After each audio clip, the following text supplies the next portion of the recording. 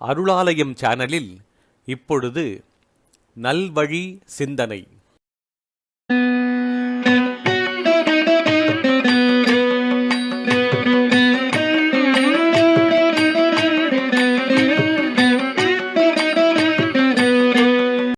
நல்வழி சிந்தனை என்ற தொடர் நிகழ்ச்சியில் இன்று ஔவையார் அருளிய நல்வழி. ஆற்று பெருக்கு அற்று அடிசொடும் அந்நாளும் அவ்வாறு ஊற்று பெருக்கால் உலகு ஊட்டும். ஏற்றவர்க்கு நல்ல குடி பிறந்தார் நல்கூர்ந்தார் ஆனாலும் இல்லை என மாட்டார் இசைந்து.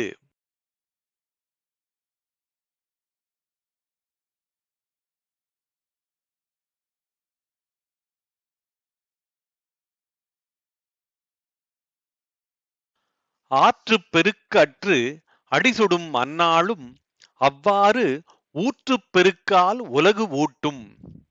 ஏற்றவர்க்கு நல்ல குடி பிறந்தார் நல்கூர்ந்தார் ஆனாலும் இல்லை என மாட்டார் இசைந்து.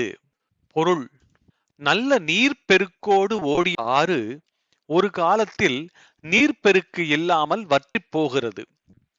ஆற்று மணலானது வெயிலினால் சூடேற்றப்பட்டு நடப்பவருடைய கால் சுடும் அளவுக்கு ஆகிறது. ஆனாலும் அந்த ஆற்றில் ஒரு கிணறு வெட்டினால் அதில் தண்ணீர் ஊற்றெடுத்து மக்களின் தாகத்தை போக்குகிறது.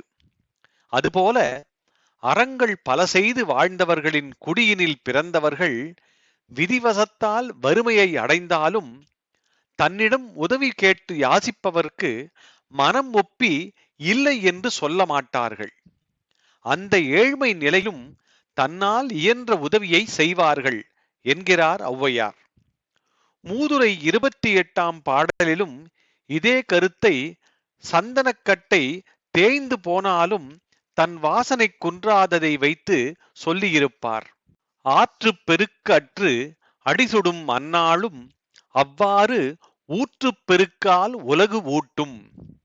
ஏற்றவர்க்கு நல்ல குடி பிறந்தார் நல்கூர்ந்தார் ஆனாலும் இல்லை என மாட்டார் இசைந்து.